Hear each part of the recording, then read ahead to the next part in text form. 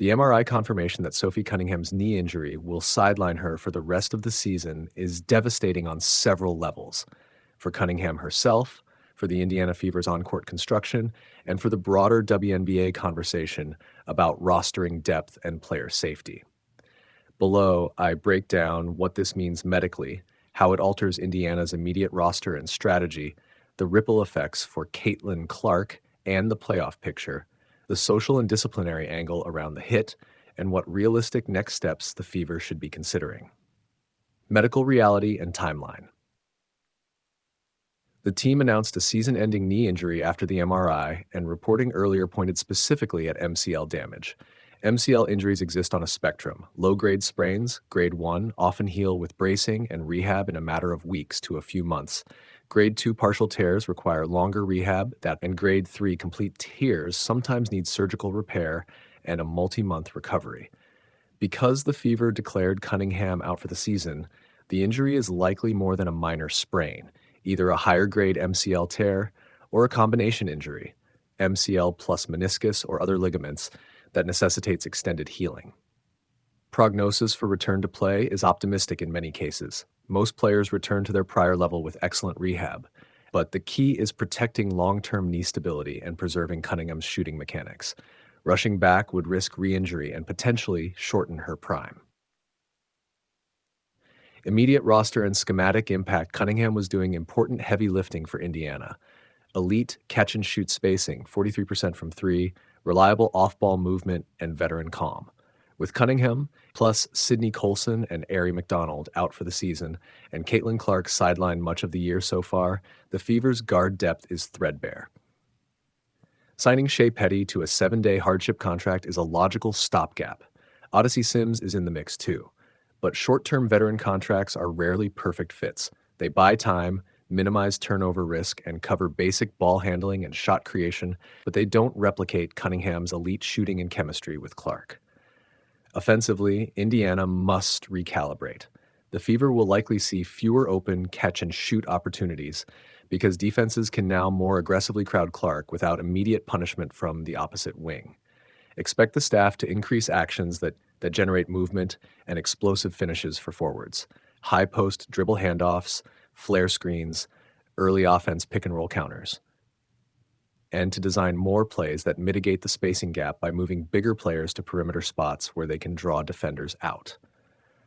Minute redistribution is inevitable. Players like Kelsey Mitchell, if healthy, Aerial Powers, or restored Clark will need to shoulder larger shot and playmaking loads.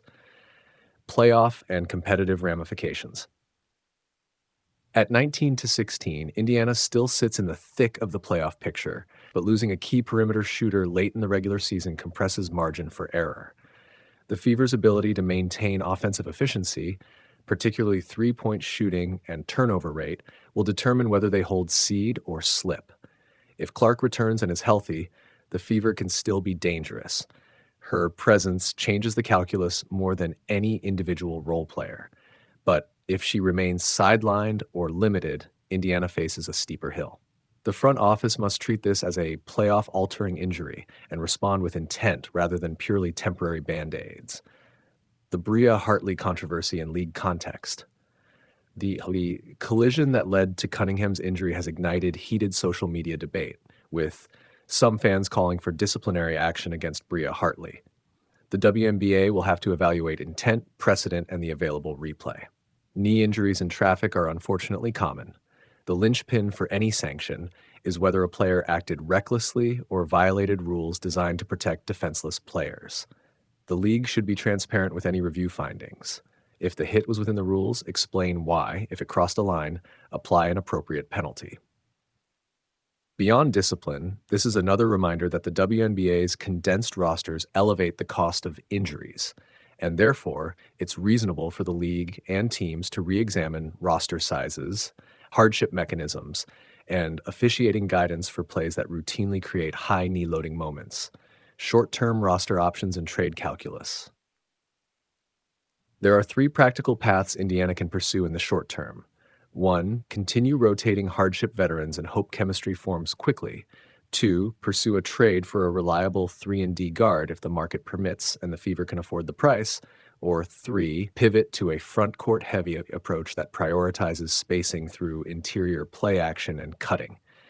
Trades late in the season are costly, and targets who match Cunningham's shooting profile aren't plentiful. The smarter immediate move is maximizing existing veteran pickups, tightening defensive schemes to force lower scoring games, reducing dependency on steady three-point conversions, and preparing a longer-term mid-season evaluation of whether an acquisition is needed. Long-term considerations for the Fever and the WNBA.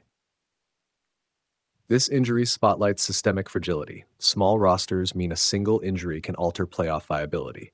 The WNBA should continue evolving hardship rules, perhaps enabling a more flexible temporary contract window or a small expansion in roster size late in the season to keep competitive balance intact. For the Fever, medical philosophy should prioritize Cunningham's long-term function and shooting mechanics. The team's PR and communications must balance realism with optimism, keeping fans informed on rehab milestones, human element, and Cunningham's future for friends. Cunningham entered the season having raised her profile and marketability. She's a competitor and a professional who will now need strong medical, mental health, and performance support. The team should offer top-tier surgical options if needed, elite rehab staff, and a gradual workload plan aimed at a healthy 2026. The fandom spike and her off-court ventures, podcasting, jersey sales, suggest she'll retain a strong platform post-rehab, but her priority, as it should be, is recovery, not optics. Bottom line, this is a season-changing injury for Indiana and a heavy personal blow for Sophie Cunningham. The Fever can survive with smart roster buy-ins, tactical adjustments, and a realistic plan that centers Cunningham's long-term recovery. But the episode also forces a larger conversation in the WNBA about roster resiliency, officiating clarity on dangerous plays, and player welfare. Conversations that should outlast the current headlines and lead to structural improvements that protect both players and competitive balance. The MRI confirming that Sophie Cunningham will miss the remainder of the 2025 WNBA season is a gut punch for the Fever on multiple levels: basketball, roster construction, and momentum. Cunningham wasn't just a role player. She had quickly become a dependable three-point threat and spacing piece, 43.2% from long on the year, 46.9% overall. Losing a shooter of that efficiency forces Indiana to reconfigure how it creates clean looks for its star ball handler and how it defends without one of its more reliable perimeter stoppers. Short term, the most obvious impact is on offensive spacing. With Cunningham out, defenses can funnel more attention to Caitlin Clark and the paint. Indiana will need to replace not only made shots, but her gravity, the way she dragged defenders out to the arc and opened driving lanes and kickouts. Practically, that means more pick and rolls and read and react actions designed to create easier scoring opportunities for role players and bigs. The Fever should lean into actions that don't require as much perimeter shooting from a single guard. Staggered screens, slip actions, high-low entries, and early offense where cutters and forwards are the primary finishers. Personnel moves already underway, signing Shea Petty to a 7-day hardship, are logical, immediate steps. Petty and Odyssey Sims bring ball handling and savvy. They can steady the offense and buy time, but neither replicates Cunningham's catch and shoot profile at such efficient percentages.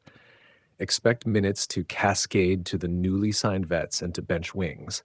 The coaching staff will also likely ask forwards to step into more perimeter spacing roles and increase post touches. If the Fever want to remain competitive down the stretch, an urgent roster addition, whether via another hardship signing or a claim on a bench shooter, should be a priority. Defensively, Cunningham's absence removes a reliable perimeter defender and a veteran voice. Indiana must tighten rotation coverages, perhaps using more zone or drop principles to hide mismatches, and reduce one-on-one exposures on the wing. Rotations will become more situational and dependent on matchup planning. Longer term, the Fever must balance two imperatives: protect Clark's health and keep the playoff push alive.